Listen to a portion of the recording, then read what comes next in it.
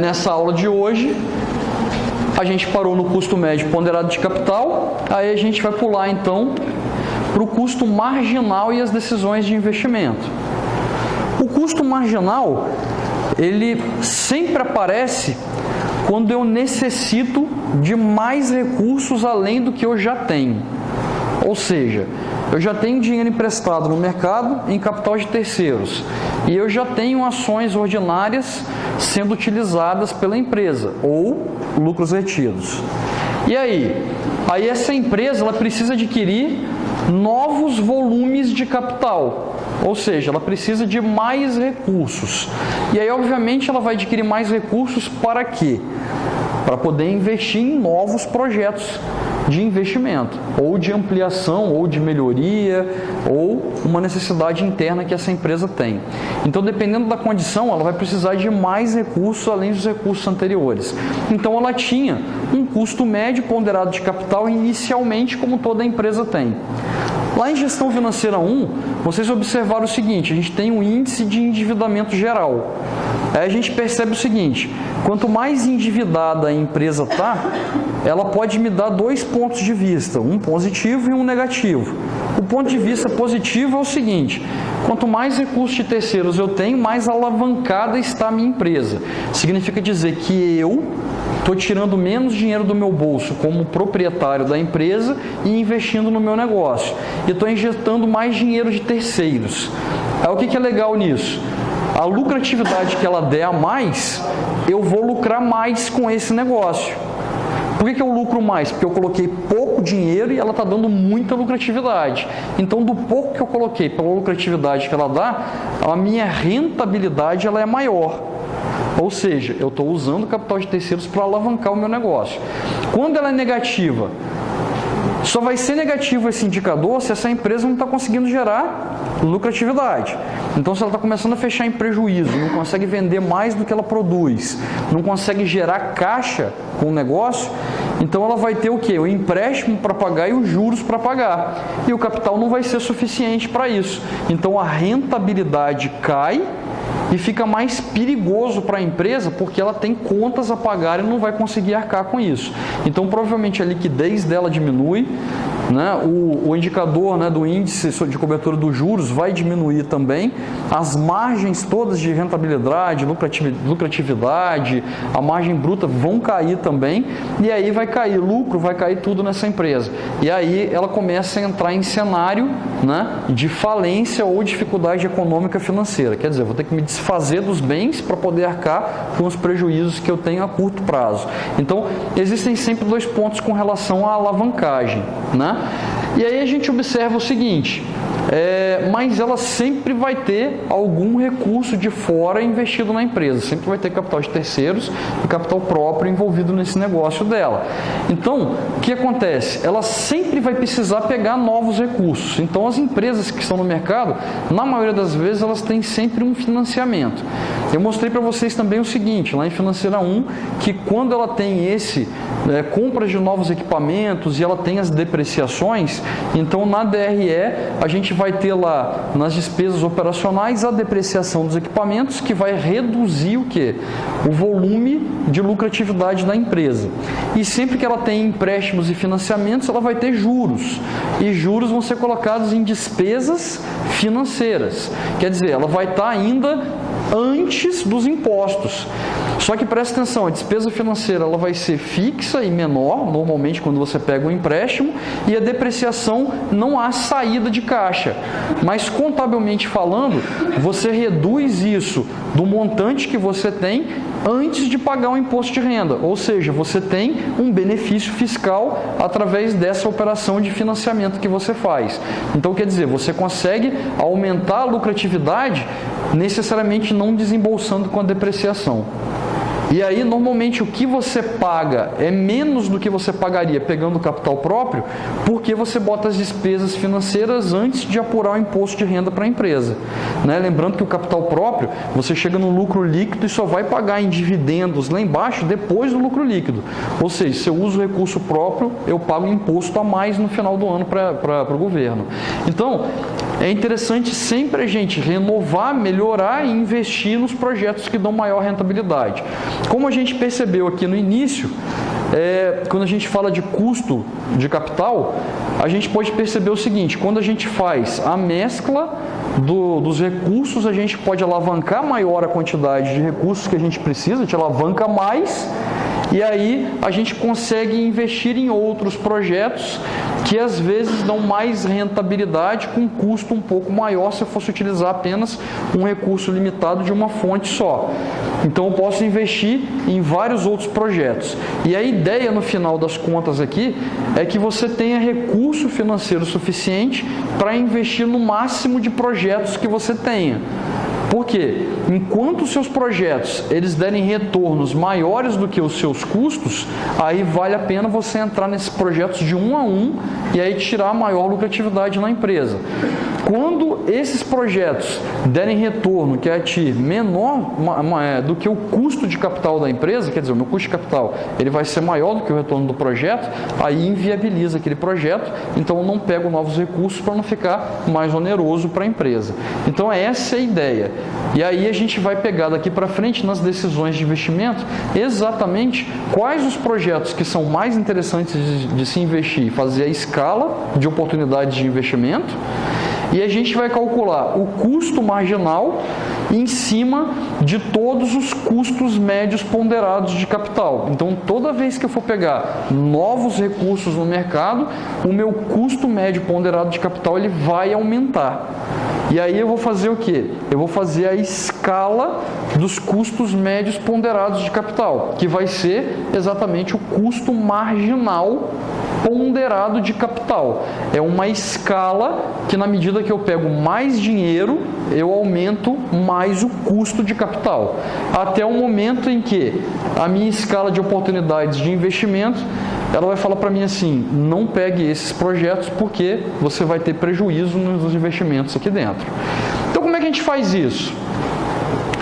Normalmente, pessoal, todas as fontes de recursos que a gente tem, elas têm uma limitação.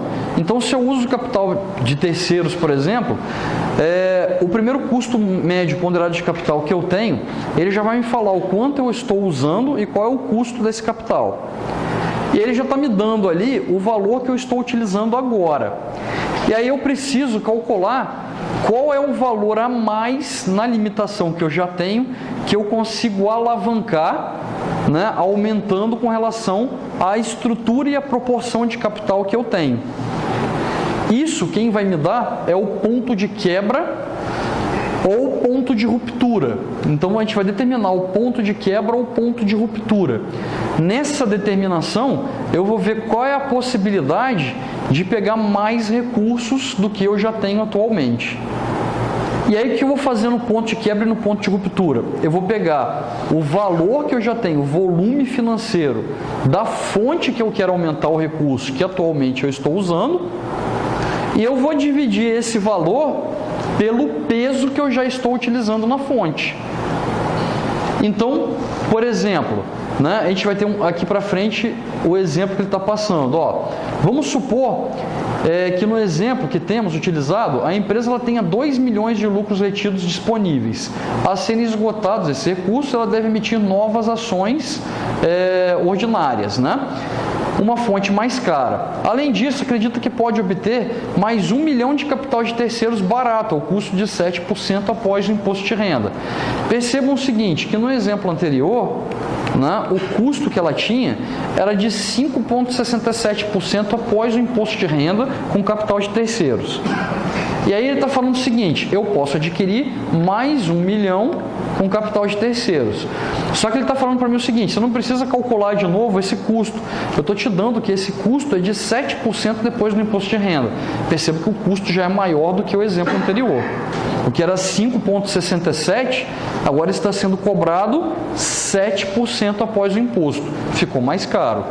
Aí você fala, por quê? Obviamente, ela está emprestando mais dinheiro e esse dinheiro que ela está emprestando está tendo menos garantia para cobrir. Então, ela está cobrando mais juros sobre as garantias que você já possui. Está ficando mais caro. E aí ela já fala que, como eu não consigo alavancar muito recurso de capital de terceiros, então ela já vai pegar mais capital em lucros retidos. E percebe que ele já fala uma fonte mais cara. Ele já tinha capital pego lá.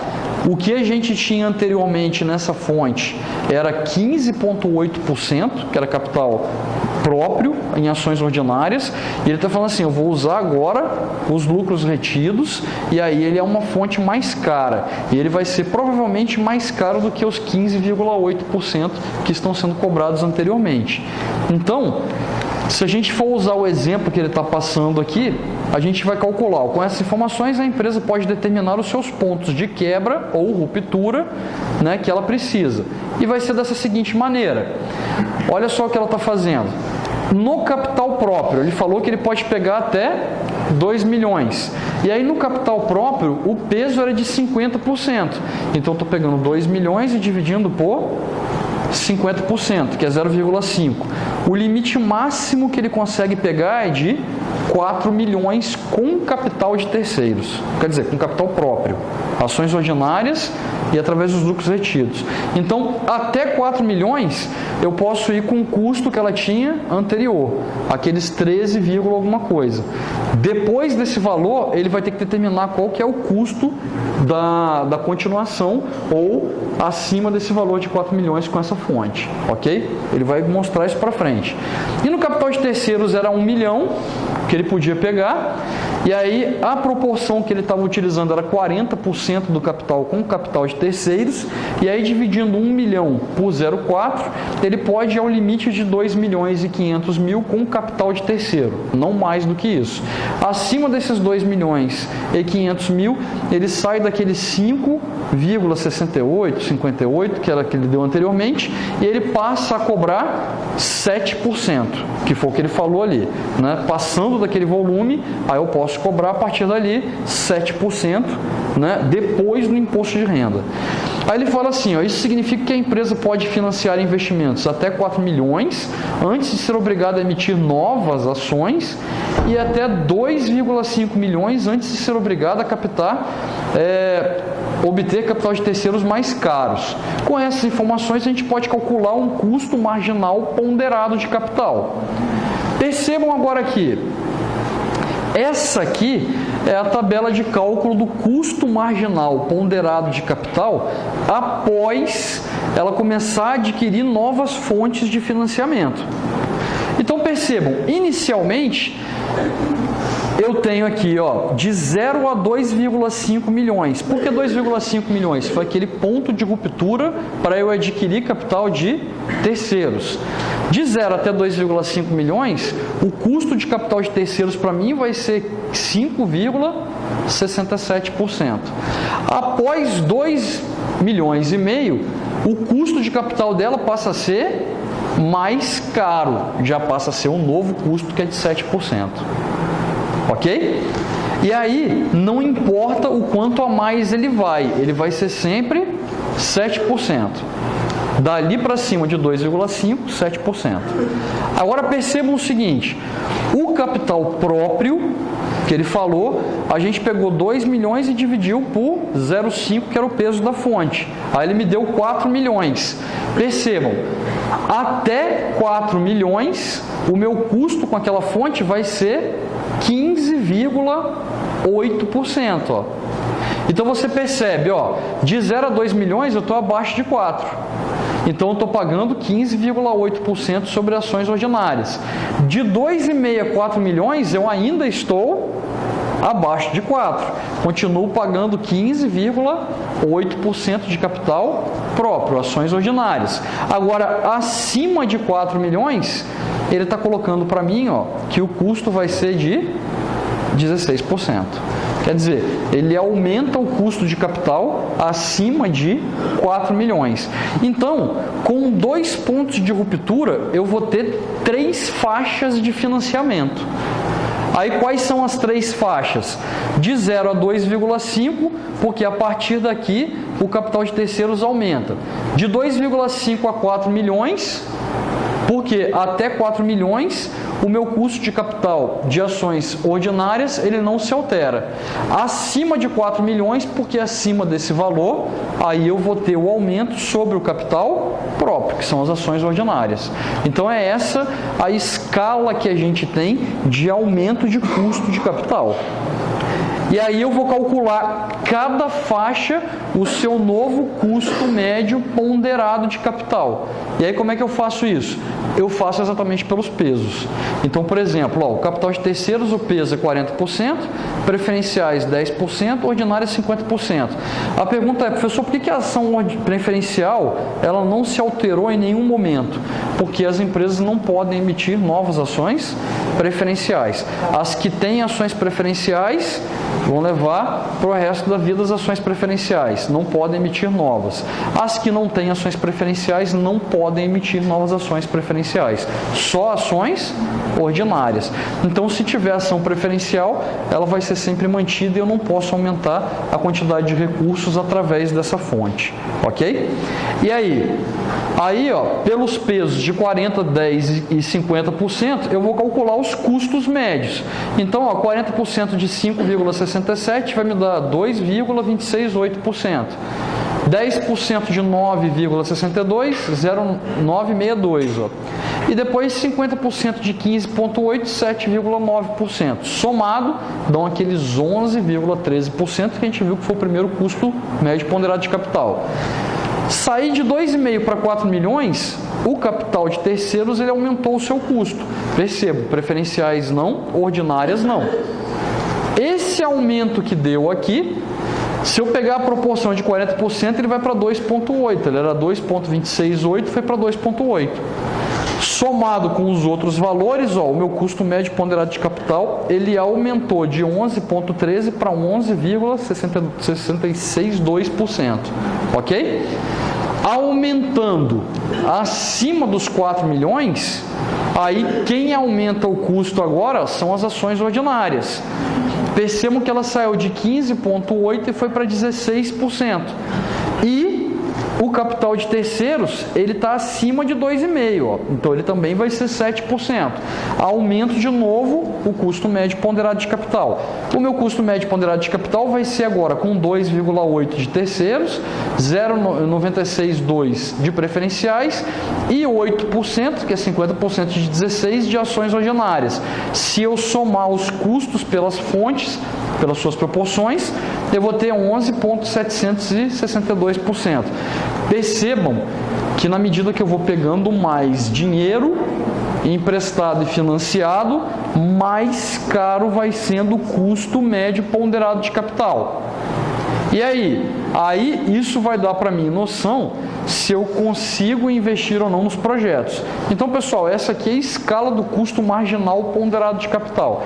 São as diversas faixas dos custos médios ponderados de capital. Aí, essa é a minha escala do custo marginal ponderado de capital. De 0 a 2,5 milhões, eu pago de custo 11,13%. De 2,5 milhões a 4 milhões, eu pago 11,66%. Acima de 4 milhões, eu pago 11,76%. Aí aqui eu montei a minha escala do custo marginal de ponderado, custo marginal ponderado de capital. Pergunta. Se for 2,5 milhões ou 4 milhões e meio, qual você fala? De 2,5 milhões a 4? Não. Exatamente 2,5 ou exatamente 4? Ele vai ser 11,66. Nos dois casos? Nos dois casos. Né? Se você olhar pela escala aqui, até 2,5 ele vai ser 11,13. Então até 2,5 ele vai a 11,13.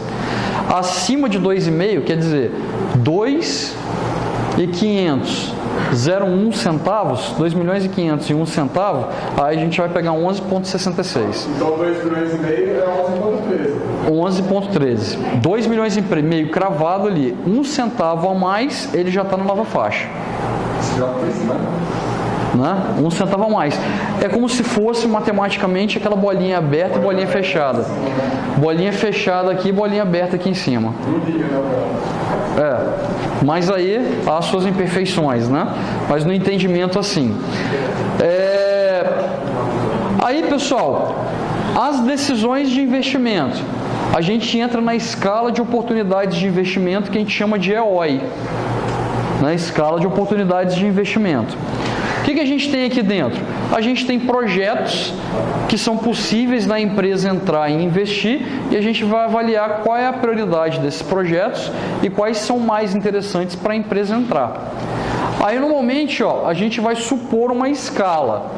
Então, isso aqui a gente não calcula, isso aqui a gente supõe, e aí a gente entra na suposição fazendo a verificação do que é mais interessante para a empresa. Percebam o seguinte, essa escala, ela tem algumas coisas que são interessantes. Ela pode vir desordenada e aí eu passo a ordenar essa escala. Qual é a ordem de ordenação da escala? A ordem é pela TIR, que é a taxa interna de retorno. Quanto maior a TIR, é o primeiro projeto que eu vou investir. Quanto menor for sua TIR, é o último projeto que eu entro fazendo investimento. Então, obviamente, os projetos que têm maiores retornos eu vou investir primeiro. Os que têm menores retornos eu vou deixando para o final, porque daí eu tenho mais rentabilidade nos investimentos. Beleza? Normalmente, custo de capital mais barato no início, com maior retorno nos projetos. Aí eu aumento o spread. O que é isso? Eu aumento o ganho de capital. Eu ganho mais nos projetos iniciais, ganho menos nos projetos finais, porque os custos ficam mais caros e eles retornam menos. Essa é a lógica, ok? Então, como é que fica aqui? O projeto A, ele me dá 13%. Se você for olhar o B é 12%, o C é 11,5%, o D é 11% e o E é 10%. Então, a gente está na ordem decrescente, né, de retornos desses projetos. E aí? Investimento inicial. Percebam que todos os projetos eu vou investir 1 milhão. Então, para entrar no projeto, eu preciso fazer um investimento de R$1 milhão. E aí, no final, eu monto o acumulado. Então, o projeto que eu estou pegando, eu vou acumulando o seu valor. O primeiro projeto, R$1 milhão, acumula R$1 milhão. Segundo projeto, R$1 milhão, estou acumulando 2 para investimento. Terceiro projeto, R$1 milhão, 3 milhões acumulado. Quarto, 1 milhão, 4 milhões acumulado. E o quinto, 1 milhão, 5 milhões acumulado. O que eu estou falando aqui? Eu preciso, para investir em todos esses projetos, 5 milhões de reais. Se vocês forem olhar as nossas escalas de custo, eu vou até mais do que 4 milhões. Então, tem a possibilidade de fazer investimento em todos esses projetos. Mas até onde é viável eu pegar 5 milhões de reais e eu ter mais retorno positivo do que retorno negativo ou, às vezes, até investimento em projeto que vai me dar prejuízo, né? Então, eu vou pegar essa escala e vou sobrepor a escala do custo marginal. Aí a gente vai combinar as duas escalas. Está aí, essa belezinha que está aí. Ou seja, como eu estou pegando o projeto que me dá maior retorno, ele vai estar lá em cima. Aí perceba, o primeiro projeto que eu vou investir é o projeto A. Eu invisto R$1 milhão ao retorno de 13. Ele é viável? Porque o meu custo de capital é 11,13 aqui embaixo e ele me dá um retorno de 13 lá em cima. Vou para o segundo. O segundo tem que investir mais R$1 milhão. Então, eu vou de 1 para 2, o acumulado. Aí ele me retorna 12%. É viável? Porque o meu custo de capital lá embaixo ele é de 11,13. E aí ele me retorna 12. O meu retorno é maior. Vamos para o terceiro projeto. Invisto mais R$1 milhão. Ele sai de 2 milhões para 3 milhões. Agora, presta atenção. Ele me retorna 11,5%. Só que o meu custo de capital, ele é 11,66%. Vale a pena investir? Não vale a pena investir no projeto. Né? Por que ele não vale a pena ele investir nesse projeto C? Porque porque eu tenho um custo de 11,66 que é maior do que o meu retorno de 11,5. Significa dizer o seguinte, eu tenho que pagar pelo de 1 milhão que eu estou pegando emprestado 11,66%. E o projeto está me retornando quanto? 11,5%. Quer dizer, eu vou pagar mais pelo capital do que esse capital pode me gerar de retorno com esse projeto. Então, esse projeto, para mim, ele já não é viável, eu descarto. Se eu pegar o próximo projeto, que é o D, o retorno dele é 11%, só que de 3 milhões, né, de 4 milhões, isso, de 4 milhões aqui, ó, que eu preciso pegar de 3 para 4 milhões, ele vai me dar 11% de retorno, só que o custo de capital é 11,66%. Quer dizer, eu vou ter ainda que desembolsar 0,66 para pagar o empréstimo que eu estou adquirindo. Ou seja, os projetos viáveis para investimento são os projetos A e os projetos B. Os projetos C e D eu vou descartar. Então, qual é o máximo de dinheiro que eu vou ter que pegar emprestado? 2 milhões. Acima de 2 milhões, não vale a pena pegar mais dinheiro para investir nesses outros dois projetos, porque eles vão sair mais caros para mim. Dúvidas?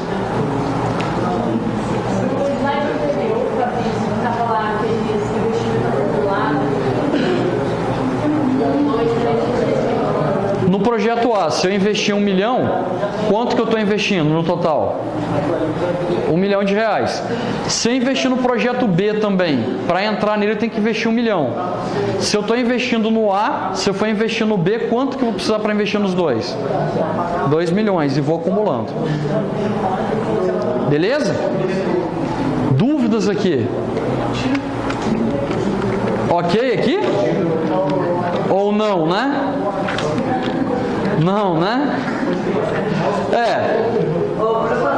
Pergunta lá.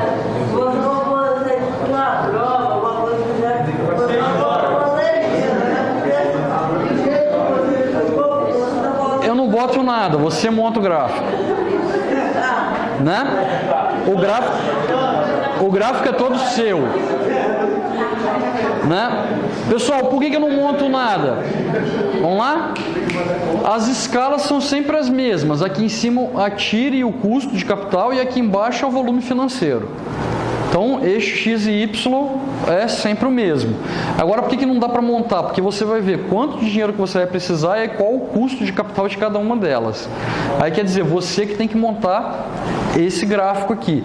E aí, sempre no final eu falo o seguinte, monte o gráfico comparando o custo marginal ponderado de capital com a escala de oportunidades de investimento e me fale quais são os projetos viáveis de investimento ou quais são os projetos inviáveis que você vai rejeitar. Então essa é a pergunta básica. Agora presta atenção, pessoal. Cada valorzinho desse em vermelho você vai ter que calcular. Para calcular cada valorzinho desse em vermelho, você vai ter que calcular cada um dos custos das fontes aqui com novo investimento e com o investimento que você já tinha. Então, quer dizer, você também vai ter que montar essa tabela aqui toda. Então, você vai começar calculando individualmente cada fonte de capital. Você vai começar individualmente calculando cada custo de novos recursos de cada fonte. Depois você vai montar o custo médio ponderado de capital por faixa, vai montar a tabela do custo marginal, depois você vai estruturar a escala de oportunidades de investimento e aí você vai montar o gráfico todinho. O peso é sempre dado. O peso normalmente você tem lá a ideia de qual o peso de cada fonte. Aí você vai precisar só calcular os custos de cada fonte, né? Pessoal, basicamente, do início do slide até aqui no final é a matéria da prova de vocês. do primeiro bimestre. Então a gente vai gastar as próximas aulas fazendo isso. Lembrando, a gente já está em agosto, essas provas devem estar lá para meado de setembro. Então a gente vai trabalhar fonte por fonte, custo por custo, aí montar as escalas todinha de marginal, depois a gente vai fazer as escalas de oportunidades e montar o gráfico e falar quais projetos são viáveis e não são. A gente vai fazer isso no passo a passo. Beleza?